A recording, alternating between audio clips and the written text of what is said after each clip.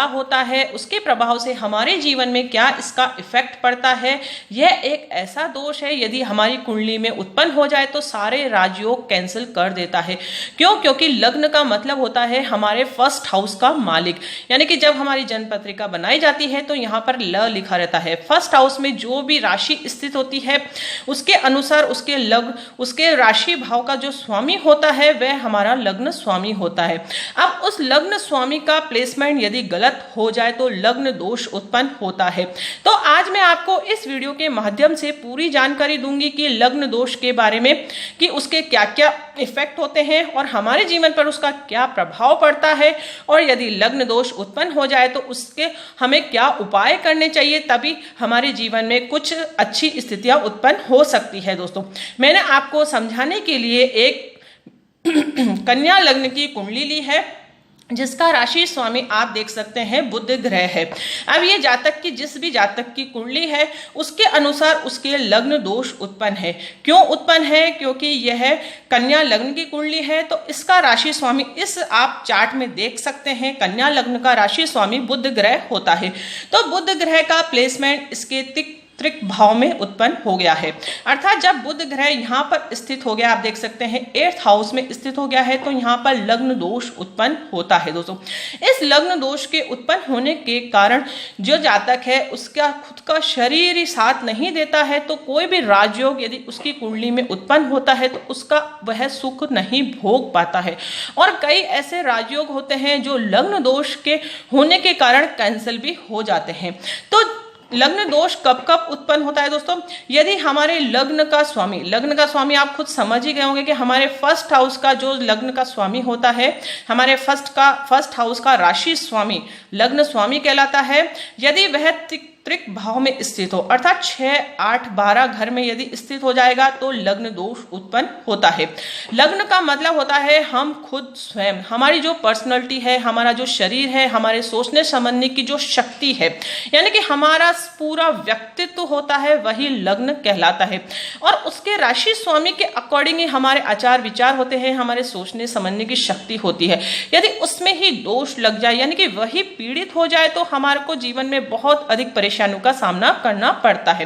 तो सबसे पहले लग्न दोष कब उत्पन्न होता है? यदि वह त्रिक भाव में स्थित हो जाए उसका राशि स्वामी, यानी कि 6, 8, 12 घर में यदि कोई भी राशि स्वामी उसका स्थित हो जाए, लग्न का स्वामी, तो लग्न दोष उत्पन्न होता है।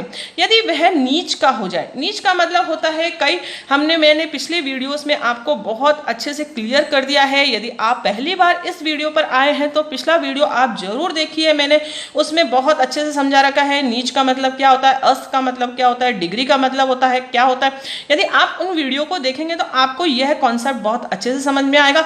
अब मैं नीच का पूरा टॉपिक यहाँ पर क्लियर करूँ वह पॉसिबल नहीं है, उससे वीडियो बहुत अधिक बड़ा हो जाएगा। नीच का मतलब होता है कई राशि स्वामी होता है, पर्टिकुलर जिस राशि में स्थित होते हैं उस राशि में वे नीच का रिजल्ट देते हैं। जैसे शुक्र यदि 6ठे राशि में स्थित हो जाएगा, यानी कि बुध की राशि में स्थित हो जाएगा तो वे नीच का असर देगा। इसी प्रकार से सूर्य यदि 7th राशि में स्थित हो जाएगा तो वे नीच राशि का प्रभाव हमें देगा। इस प्रकार से यदि ये लग्न का स्वामी बुध ग्रह है, यदि वे 12वीं राशि में, हाउस नहीं बोला मैंने दोस्तों, इस चीज का आप ध्यान रखें। यदि यही बुध ग्रह यदि यहाँ पर स्थित होता तो वह नीच हो जाता, तब भी लग्न दोष उत्पन्न होता है। यानी कि जब भी लग्न का स्वामी यदि नीच राशि में स्थित हो जाए, उस स्थिति में नीच भंग नहीं हो रहा हो, तब वह लग्न दोष उत्पन्न करता है। नीच भंग हो रहा है तो वह बहुत अच्छा राजयोग देगा उस जातक को। अब अस्त नहीं होना चाहिए, यानी कि सूर्य से यदि इसकी युति हो गई है, आप इस तरीके से देख सकते हैं, सूर्य यहाँ पर स्थित है और यदि बुध को उसने अस्त भी कर दिया और 6, 8, 12 में भी स्थित हो गया है और कहीं पर भी वह स्थित है, यदि सूर्य से अस्त हो गया है लग्न का स्वामी, तो भी वह लग्न दोष उत्पन्न करता है। अस्त का मतलब होता है उस ग्रह से हमें कोई भी पॉजिटिव रिजल्ट नहीं मिलेगा। अब डिग्री का मतलब होता है उस जो भी राशि का स्वामी होता है उसमें कितना बल है हमारे जीवन में पॉजिटिव रिजल्ट देने का। यानी कि उसकी डिग्री यदि 1 डिग्री या फिर 0 डिग्री या 29 डिग्री या फिर 30 डिग्री हुआ या फिर 28 डिग्री हुआ तो भी लग्न दोष उत्पन्न होता है। यानी कि बहुत यदि वे सूर्य के नज़दीक हो जाएगा या फिर उसकी डिग्री ही कम हो जाएगी, उसमें बल ही नहीं है आपको कुछ पॉजिटिव रिजल्ट देने का, यदि आपकी दशा अंतर्दशा भी अच्छी आ रही है, वह अच्छे भाव में स्थित है, लेकिन उसकी डिग्री ही कम है, उस ग्रह में बल ही नहीं है, तो फिर आपको अच्छा रिजल्ट नहीं प्राप्त होगा। अब बात करते हैं यदि शनिदेव आपका लग्न का स्वामी है। शनिदेव लग्न का स्वामी कब होता है? एक तो कुंभ राशि में और एक मकर राशि में। यदि आपके मकर लग्न की कुंडली है और कुंभ लग्न की कुंडली है और शनिदेव आपके 6-8-12 में स्थित हो गए, तो आपको वह कुंडली को बल तो देते हैं, लेकिन दशा अंतरदशा के अंतर्गत तो भी जातक को नेगेटिव रिजल्ट मिलेंगे दोस्तों, जब भी लग्न दोष उत्पन्न होता है। अब बात करते हैं पाप कर्तृ योग की, यानी कि शनि और राहु के मध्य यदि शुभ ग्रह फंस जाए तो भी लग्न दोष उत्पन्न होता है। शुभ ग्रह यदि आपका स्वयं लग्नेश ही शनि और राहु के मध्य स्थित हो जाए तो भी लग्न दोष उत्पन्न होता है। यानी कि ये स्थितियां यदि आपकी कुंडली में स्थित है तो वह लग्न दोष उत्पन्न करता है। लग्न दोष उत्पन्न होने से क्या होता है, हमारे जो विपरीत राजयोग होता है उसका भी लाभ हमें नहीं प्राप्त होता है। अब इस कुंडली के माध्यम से हम देखते हैं विपरीत राजयोग कैसे बन रहा है। विपरीत राजयोग की परिभाषा यह होती है कि यदि 6-8-12 का स्वामी 6-8-12 में ही स्थित हो तो विपरीत राजयोग बनाता है। अब आप इस कुंडली में देख सकते हैं सूर्य उच्च का हो गया है, एक राशि में सूर्य उच्च का फल देता है, लेकिन लग्न दोष उत्पन्न होने के कारण इस जातक को सूर्य के उच्च होने का भी पॉजिटिव रिजल्ट नहीं मिल रहा है। उसका विपरीत राजयोग काम नहीं करेगा जब सूर्य की दशा अंतर्दशा आएगी। अब शनि भी 11वीं राशि में स्थित है, यानी कि स्वयं की राशि में स्थित है, 6ठे हाउस में स्थित है, तो भी वह विपरीत राजयोग बना रहा है। लेकिन एक लग्न दोष उत्पन्न होने के कारण इस जातक को शनि से विपरीत राजयोग का भी फल नहीं प्राप्त होगा। तो इस चीज को आप देख सकते हैं कि एक लग्न दोष उत्पन्न होने के कारण हमारे जीवन में बहुत से राजयोग भी कैंसिल हो जाते हैं। हमारे जीवन में कब हमें पॉजिटिव रिजल्ट मिलता है, जब हमारी दशा अंतर्दशा अच्छी होती है या फिर गोचर में ग्रहों की प्लेसमेंट अच्छा होता है, तब हमारे जीवन में कुछ अच्छा या फिर पॉजिटिव रिजल्ट मिलता है।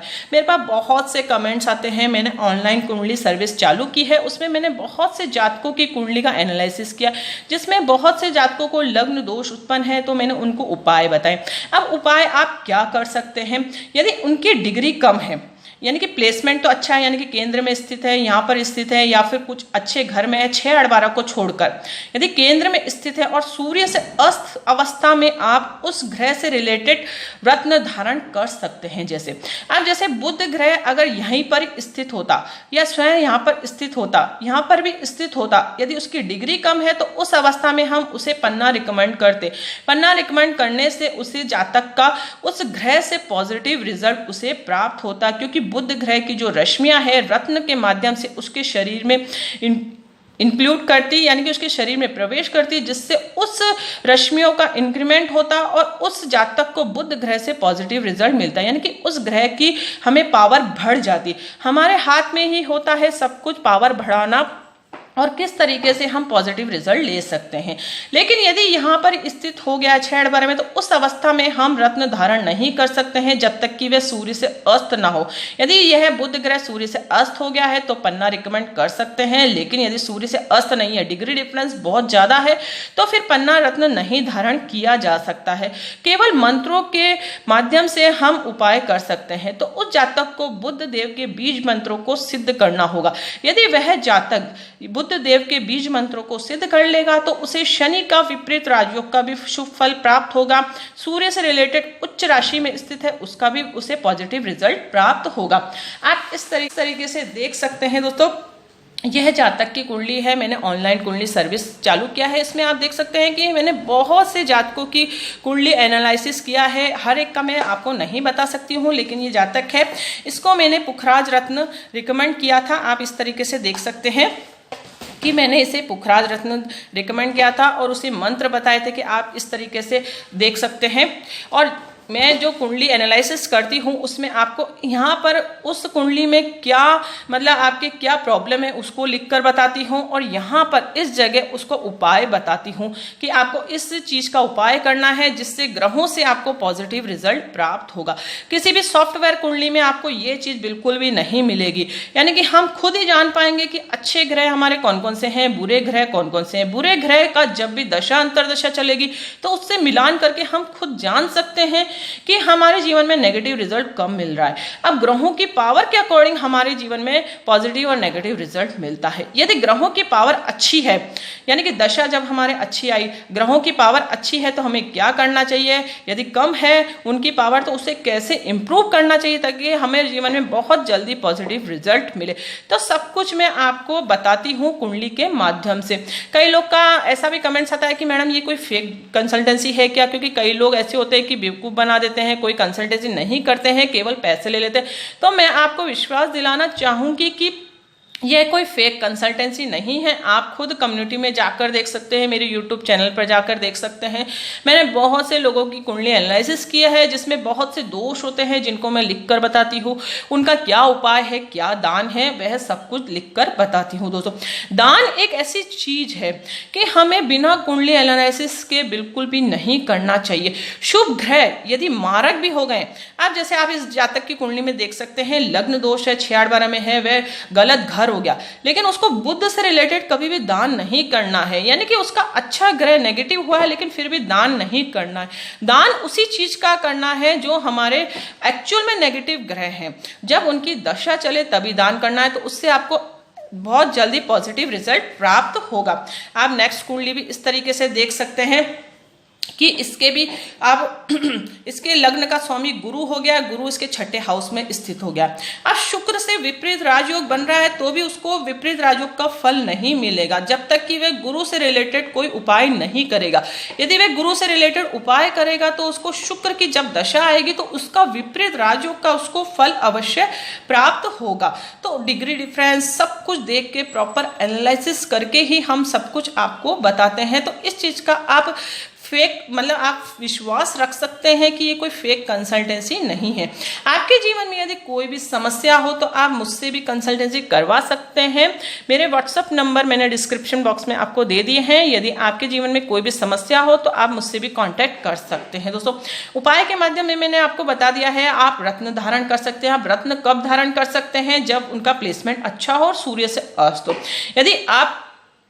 यदि उनका प्लेसमेंट अच्छा नहीं है, लग्न दोष उत्पन्न हो रहा है, सूर्य से अस्त नहीं है, 6-8-12 में स्थित है, तो उस अवस्था में केवल बीज मंत्रों के माध्यम से आप ग्रह को पॉजिटिव कर सकते हैं और हमारे जीवन में जो अच्छे ग्रह हैं और जो विपरीत राजयोग की परिस्थितियां आपके बना रहे हैं उनसे भी अच्छा रिजल्ट आप प्राप्त कर सकते हैं। दोस्तों, ये बहुत ही छोटा सा कॉन्सेप्ट था। हर एक वीडियो के माध्यम से मैं आपको बहुत अच्छी जानकारी दे रही हूँ। दोस्तों, यदि आप मेरे इस चैनल से बने रहेंगे तो आपको एस्ट्रोलॉजी में विश्वास होने लगेगा, क्योंकि एक विश्वास बहुत बड़ी चीज होती है। विश्वास से ही यदि हम उपाय करेंगे तो ही वह साकार होंगे। यदि हमारे में विश्वास ही नहीं है, किसी के कहने पर यदि आपने देखा कि किसी ने पन्ना धारण किया है या और किसी ने पुखरात धारण किया है, उसके जीवन में अच्छा रिजल्ट उसे प्राप्त हुआ है, तो मैं भी पन्ना धारण कर लूँ, मेरे भी कन्या लग्न की राशि है तो मुझे भी पन्ना रत्न धारण करना चाहिए। ऐसा बिल्कुल भी नहीं होता है। अक्सर बहुत सी भ्रांतियां होती है कि हमारे राशि स्वामी के अकॉर्डिंग हमें रत्न धारण कर लेना चाहिए। शनि की 7.5 कई बार ऐसा होता है कि जातक को बहुत अच्छा रिजल्ट भी देती है, वह शनि के प्लेसमेंट के अकॉर्डिंग देखना पड़ता है और चंद्रमा की स्थिति के अकॉर्डिंग शनि की 7.5 डिफाइन की जाती है। तो बहुत सी चीजें होती है जो जन पत्रिका के माध्यम से देखी जाती है, सब कुछ देखा जाता है। चलित कुंडली के माध्यम से रत्न को रिकमेंड किया जाता है। यदि हमारे दाम्पत्य जीवन का सुख नहीं मिल रहा है, शादी नहीं हो रही है, तो नवमांश को भी देखा जाता है। और यदि आप शादी कर रहे हैं तो कुंडली विचार आप अवश्य करवाएं, अपना मैच मेकिंग अवश्य करवाएं। सॉफ्टवेयर से आप खुद ही अपने आप मैच मेकिंग ना करें, इस चीज का भी आप ध्यान रखें। आपने यदि प्रॉपर एस्ट्रोलॉजी का सहारा लिया तो मैं 100% आपको दावे के साथ कह सकती हूँ कि आपके जीवन में कभी भी परेशानी नहीं होगी, क्योंकि मैं आपको ऐसी परफेक्ट कुंडली बनाकर देती हूँ जिसमें आपको प्रॉपर एनालिसिस दिया जाता है और किस समय आपको क्या करना है उस चीज का भी आपको उपाय बताया जाता है। यदि आप पूरी श्रद्धा विश्वास के साथ करेंगे तो 100% आपके जीवन में बदलाव अवश्य होगा। लेकिन हाथ पे हाथ रखकर यदि कुंडली एनालिसिस करवा लिया तो उससे भी कोई लाभ नहीं होगा। कर्म तो आपको ही करना होगा। आप इस चीज को विश्वास रख के एस्ट्रोलॉजी का सहारा लीजिए। एक प्रॉपर एस्ट्रोलॉजी का सहारा लेंगे। आपके आसपास कोई भी बेस्ट एस्ट्रोलॉजर हो तो उसका भी आप सहारा लें, लेकिन अच्छे एस्ट्रोलॉजर का सहारा लें। मेरे पास बहुत से कमेंट्स आते हैं जो बहुत गलत रत्न धारण करके बैठते हैं। आप लग्न कुंडली में देख सकते हैं। यदि वह जातक सोचता है कि मेरी कन्या लग्न की कुंडली है, मैंने पन्ना रत्न धारण कर लिया, तो उसके जीवन में बहुत नेगेटिव रिजल्ट उसे प्राप्त होगा। सबसे पहले वह शरीर से परेशान होगा, उसके दुर्घटनाओं के योग बनेंगे और बुध ग्रह जहां पर दृष्टि मारेंगे उस घर को भी खराब कर देंगे। और पन्ना रत्न धारण करके वह जातक क्या कर रहा है, बुध ग्रह की जो डिग्री है उसको उसने इंप्रूव कर दिया, यानी कि उसके जीवन में बहुत ज्यादा नेगेटिव रिजल्ट मिलेगा। तो उस जातक को अज्ञानतावश उसने कर लिया, लेकिन एक उसको चीज हो गया कि उसको एस्ट्रोलॉजी से विश्वास ही हट गया कि मैंने ये रत्न धारण किया अच्छे के लिए, लेकिन मेरे साथ तो बुरा हुआ। इसलिए आप किसी की सलाह लेकर ही रत्न धारण करें, दान करें, कोई भी उपाय कर रहे हैं तो वह किसी की सलाह लेकर ही करें। अब इस कुंडली में आप देख सकते हैं कि शुक्र ग्रह उच्च राशि में है, तो उसे हमेशा शुक्र से रिलेटेड कभी भी दान नहीं करना चाहिए, क्योंकि इस चीज का आप देख सकते हैं कि 7th और उसका त्रिकोण का भाव का स्वामी है, धन भाव का स्वामी है, जो कि 7th हाउस में अच्छे रिजल्ट वह दे रहा है। यदि वह दान कर देगा तो शुक्र से जो पॉजिटिव रिजल्ट उसे मिलना चाहिए वह नहीं मिलेगा। तो प्रॉपर एनालिसिस बहुत जरूरी है दोस्तों। आई होप आपको ये वीडियो बहुत अधिक पसंद आया होगा। मैंने बहुत छोटे से कॉन्सेप्ट में आपको लग्न दोष समझाने का प्रयास करा है। यदि आपकी कुंडली में भी लग्न दोष बन रहा है तो आपको क्या करना चाहिए, घबराएं नहीं, प्रॉपर एनालिसिस करवाएं दोस्तों। यदि आपको वीडियो पसंद आए तो इसे आप लाइक करना ना भूलें और दूसरों के साथ भी इसे शेयर अवश्य करें। हो सकता है आपके शेयर करने से उस जातक के जीवन में कोई परेशानी चल रही तो वह दूर हो सके, आप भी माध्यम बन सके दूसरों के दुखों को दूर करने का। दोस्तों यदि आप पहली बार इस चैनल पर आए तो इसे आप सब्सक्राइब करके जरूर रखें, ताकि एस्ट्रोलॉजी से रिलेटेड आपको बहुत अच्छी जानकारियां प्राप्त हो सके।